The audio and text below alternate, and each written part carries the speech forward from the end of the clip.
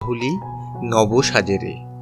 রহস্যময় এই পৃথিবী, আর ভগবান শ্রীকৃষ্ণের লীলাভূমি বৃন্দাবন যে রহস্যমণ্ডিত হবে তা আর আশ্চর্য কি। আগে হ্যাঁ, বৃন্দাবনের নিধিবনের কথাই বলছি।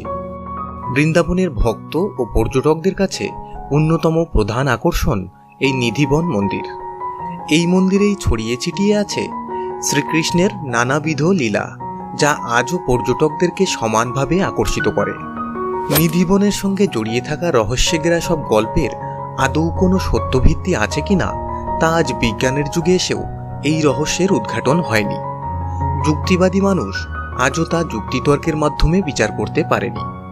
অনেক বৈজ্ঞানিক ও ঐতিহাসিক এই মন্দিরের রহস্য উদ্ঘাটনের চেষ্টা করেও পারেননি।